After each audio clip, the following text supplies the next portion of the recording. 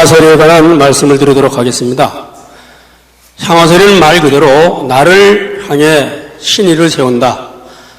저희가 지금은 어느 분이 환원하시면은 장례식장이 전부 병원이기 때문에 가면은 그냥 병원에서 전부 빈소를 차려줍니다. 근데 저희가 젊을 때만 했어도 집에서 많이 장례를 치렀어요. 근데 일찍 부고를 받고 가면은 빈소가 아직 차려지지 않으면은 절을 받지 않았습니다. 빈소의 주체는 신이었어요. 신이에다가 바로 이 돌아가신 분의 혼백을 모셔 놓아야 시신에다가 절을 하는 것이 아니라 바로 이 신위에다가 절을 한다. 그 유교적 습관이 그랬습니다. 바로서 나를 향해서 신의를 세운다는 그 신의는 그런 뜻이고, 바로 이 향화설이는 바로 제가 볼 때는 새로운 삶으로서의 변혁, 이러한 중요한 의미를 담고 있다고 보겠습니다. 이 향화설을 이야기하기 이전에 향화설을 담는 그릇이라고 할 수 있는 청수일기에 관한 제례법을 먼저 말씀드리도록 하겠습니다. 제물 대신에 올리는 청수 한 그릇을 우리가 청수일기의 제례법이라 이렇게 말합니다. 바로 이것이 우리가 다루는 천도교 의식에 쓰이는 청수입니다.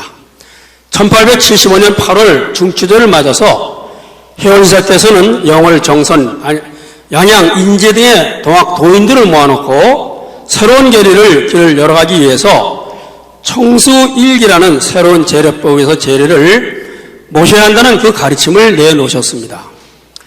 청수일기 제례법을 한 것은 어제 우리 교국에서 다녀온 단양 송두둑, 송고천이라는 마을입니다. 바로 이 송두둑에서 사동이나 장정리에 속하는 마을로 왼쪽 도솔봉 쪽으로 올라가면 사동이 되고 바로 똑바로 올라가야 되면 용담사를 간행한 샘골이 됩니다. 어제는 사동을 안 갔다 온 것으로 알겠습니다. 이거는 여러분들이 잘 가서 보신 그 마을의 지도고, 이건 장정리 일대의 사진이고, 바로 이것은 용담사가 서 있는, 비가 서 있는 것입니다.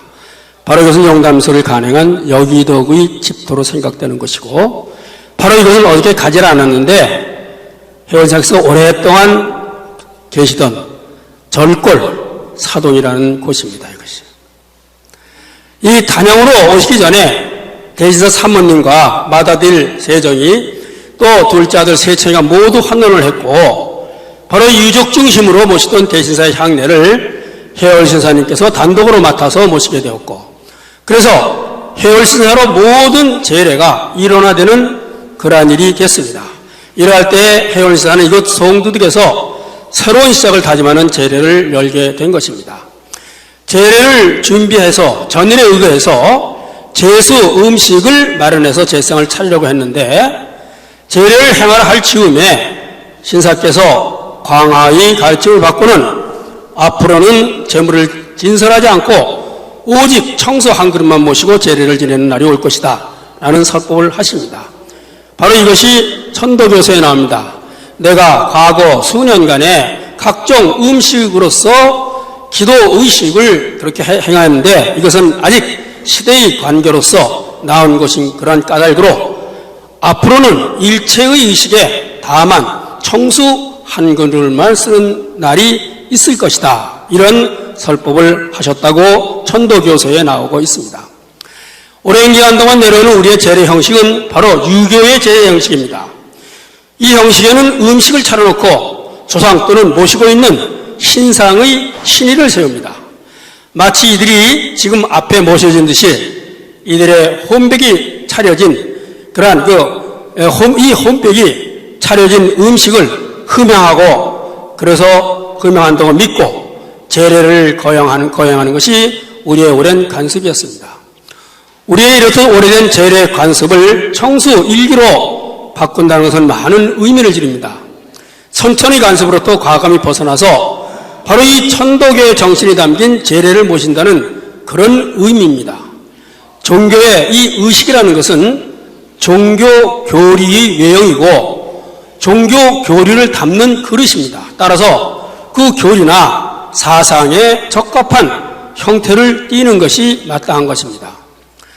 여타의 선천종교와 같이 우리 천도교는 천당과 지옥이 다른 차원의 공간에 있는 것도 아니고 극락과 연옥, 지옥이 별도의 세계에 존재하는 것도 아니고 우리의 마음, 어떤 마음으로 살아야 있다는 것이 바로 이 천도교의 가르침입니다. 또 하느님이란 신이 어디 초월된 공간에 계신 것도 아니고 본원적으로 우리 몸에 모셔져 있고 동시에 이 우주에 아주 편만되어 있기 때문에 나의 마음을 정성되게 하는 것이 바로 하느님을 위하는 것이고, 또한 조상의 성령이, 스승님의 성령이 하느님의 성령과 하나가 되어서 내가 모신 하느님으로 내 몸에 모셔져 있기 때문에 형식적으로 제수를 진설하는 것보다는 마음을 다한 청수 한 그릇을 모시는 것이 하느님을 위하는 길이며 조상을 위하는 길이라는 그와 같은 의미가 바로 이 청수일기 제례법에는 담겨져 있습니다. 하느님이나 조상의 영혼이라는 것이 유효한 것이 아니라 무효한 것입니다. 그런가 하면 근원적으로 하느님이나 조상님들의 영혼은 모두 혼혼한 우주의 영기와 혼연일체를 이루고 있으면서 동시에 나라는 이 존재의 생명력, 바로 이 생명력의 근원이 되고 있는 겁니다. 따라서 혼배라는 것이 어디 구천 저 멀리 있는 것이 아니고 또 하느님이 어디 머나먼 천상 초월적 공간에 계신 것도 아니고 바로 내 마음에 모셔져 있다는 것이 우리가 잘 아는 천도교의 가르침입니다. 그러므로 기존의 제례 의식과 같이 조상의 영혼이 신위에 모셔져 있는 것도 아니고 또 이 무용한 조상의 영혼이 음식을 흠양, 귀신이 먹는 것을 흠양이라고 하는데 흠양을 하는 것도 아니라 이런 말씀입니다. 그래서 나아가 신을 내가 바라다 보이는 벽에 세울 것이 아니라 향벽서리가 아니라 나를 향해서 곧 내 마음에 세워야 한다는 향화서리, 바로 이게 해월 신사님 가르침의 진수가 되겠습니다. 내 안에 하느님이 모셔져 있으며 나아가 조상의 영혼 역시 내 안에 모신 하느님과 그 근원을 같이 하기 때문입니다. 따라서 이러한 청수일기의 제례법은 뒷날 해월 신사님에 의해서 제창된 향화서리의 바탕이 된다고 보겠습니다. 그래서 청수일기의 제례법이 천도교 제례의 외향적인 형식이었다면 향화서리는 바로 이 천도교 제례의 내용, 곧 정신이다. 하나는 형식이고 하나는 그 내용이 되는 정신이다. 이렇게 생각이 됩니다. 바로 이렇듯 청수 한 그릇이라는 매우 파격적인 제례를 앞으로는 행해야 한다는 설법과 함께 제례를 행함으로써 해원사께서는 바로 이 단양 송두둑이라는 산간마을에서 새로운 출발을 다짐을 하셨던 겁니다. 동학혁명의 좌절 이후에 해월신사님을 비롯한 동학의 지도자들은 경기도 일원과 강원도 일원으로 몸을 피했습니다. 동학혁명의 마지막 전투가 충청도 일원에 있었기 때문에 지형적인 면에서 충청도 이북의 산간 지역으로 숨어 들어가셨던 겁니다. 강원도와 경기도 또는 경상도 일원으로 숨어 다니시다가 우리가 잘 아시다시피 1897년 2월 음주군 앵산동, 지금의 이천군 설선면 수선이라는 산권 마을로 숨어 드셨습니다. 그해 4월 5일 대신사 득도를 맞아서 제례를 행할 때에 향화서리에 의한 제례를 모시도록 하셨던 겁니다. 우리나라 전통적인 제례라는 것은 혼백이 멀리 구천 또는 저승에 있어서 바로 이 혼백을 부르는 초혼을 합니다. 초혼을 혼을 부른다 이거죠. 그래서 향을 피우고 향기나는 술을 뿌립니다. 향을 피워서 천상의 혼을 지상으로 내려오게 하고 술을 뿌려서 지하에 있는 백을 오게 하는 겁니다. 그래서 혼과 백을 안치해 놓은 것이 아까 말씀드린 신이, 바로 이 신의 혼과 백을 모셔놓는 것이 우리의 전통적 제례의 의식이었습니다. 바로 이와 같은 면에서 본다면 그 신이라는 것은 신이나 조상의 혼백이 모셔져 있는 바로 그 자리가 됩니다. 신의를 사람이 볼 수 있는 벽 쪽에 세워두는 것을 향벽설이라고 합니다. 바로 이것은 이렇게 신의를 병풍 앞에, 그 앞에 제물을 진상한 사진입니다. 그러나 해열신사께서는 오랜 우리의 관습이 되어온 제례의 형식을 과감히 바꿈으로써 그 안에 새로운 천도교의 정신을 담아야 함을 강조를 하셨고, 그러므로 이에 따라 향화설의의 설법을 하셨던 겁니다. 바로 이 향화설의 설법은 나를 향해서 위를 세운다는 이 향화설의는 나의 혈기와 부모의 혈기 그리고 하느님의 혈기가 모두 하나로 이어져 있다는 천도교의 시천주 정신이 그대로 담겨진 제례의 법입니다. 시천주 정신에 의하면 나는 하늘을 모시고 있고 하늘님은 나의 근본이 되는 천지 부모라는 그런 말씀입니다. 따라서 이 천지 부모인 하늘님은 나의 근본인 동시에 조상의 근본이 되기도 합니다. 그러니까 나의 조상이 다른 먼 곳 혹은 내가 바라다보는 상대적인 벽에 계신 것이 아니라 내가 모시고 있다는 거죠. 그러면서 저 벽 위에 신의를 세울 것이 아니라 나를 향해서 나의 안에 모셔진 조상을 향해 신의를 세운다는 그 말씀이 되겠습니다. 바로 이 향화설의는 지금까지 위패를 벽을 향해 세우는 향벽설의가 지닌 관념을 뒤바꾼 것으로서 인류 역사상 초유의 최초의 대사건입니다. 신의를 벽을 향해서 세운다는 것은 비단 우리나라의 유교적인 제례법만이 아니라 전 인류의 공통적인 그와 같은 제례법이었습니다. 바로 이 향화설의는, 향벽설의는 이런 의미를 지닙니다. 향벽설의는 조상과 나, 신과 나, 죽음과 삶 등을 둘로 나누는 이분화를 시키는 거예요. 그래서 내가 조상을, 내가 신을, 삶이 죽음을 섬기기만 하는 제례법입니다.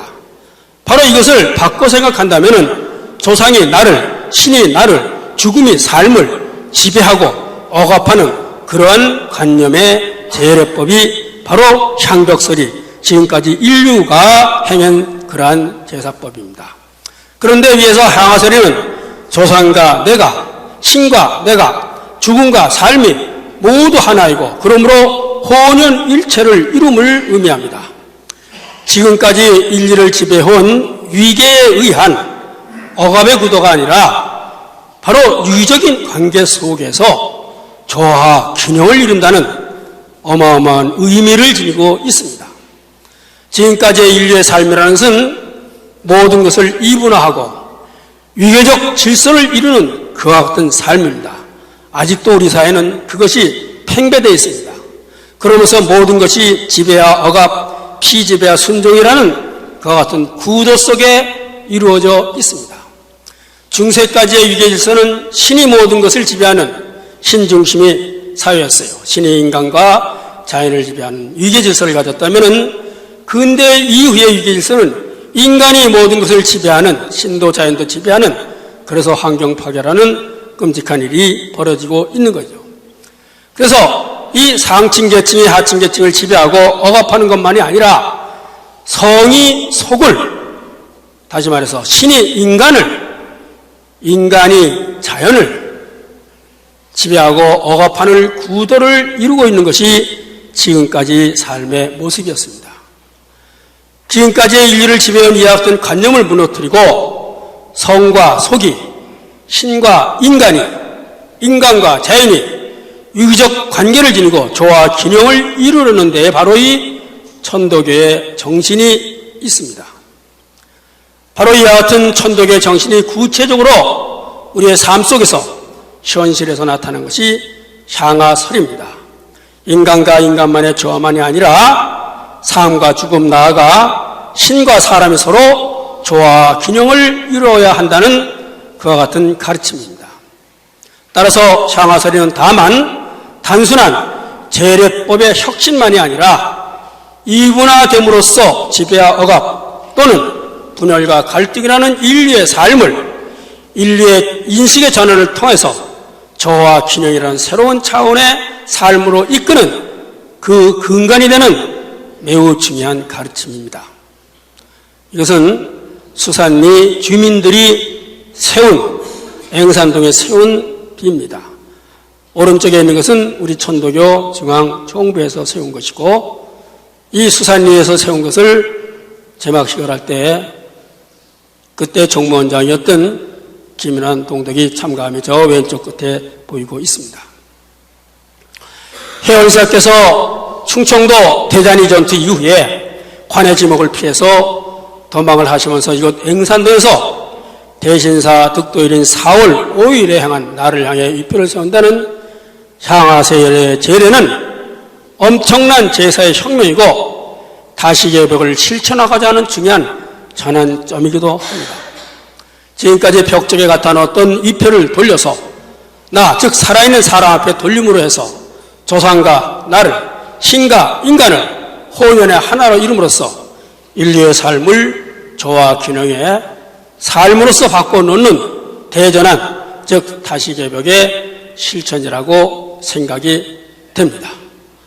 천도교가 지닌 이 다시개벽은, 이 진정한 정신은 단순한 생활의 변혁 혁신만이 아니라 인간과 인간, 인간과 신, 인간과 만유, 삶과 죽음 함께 유기적인 관계를 이룸으로써 분열과 갈등의 삶을 조화와 균형의 삶으로 이룸으로써 그 이루려는 인류 행보를 옮겨놓는 그 바탕이 되는 정신이라고 말씀드릴 수 있겠습니다. 천도교의 이와 같은 정신이 갈등과 분열 속에 어려움을 겪고 있는 오늘이라는 이 시대에 인류의 삶에 이 정신은 절대적으로 필요한 것이고, 그러므로 인류와 나아가 세계를 새로운 차원으로 전환시킬 수 있는 그러한 중요한 정신이 된다고 생각을 합니다. 이와 같은 천도교의 정신이 지박적으로 나타나 재련한 삶의 의식에 적용된 것이 바로 향화설이고, 인간과 인간, 인간과 신, 인간과 만유, 삶과 죽음이 함께 유기적 관계를 이룸으로써 지금까지 인류를 지배해온 지배와 억압에 의한 분열과 갈등의 삶을 조화 균형의 삶으로 바꾸려는 다시개벽의 구체적인 것이 향화설이 설법이라고 말씀드리겠습니다. 이 향화설이는 단순한 제례의 혁신만이 아니라 인류의 삶을 새로운 차원의 삶으로 바꿈으로써 새로운 차원의 삶을 열어가는 천도교의 정신이 담긴 종교의식입니다. 경청해주셔서 감사합니다. 마치겠습니다.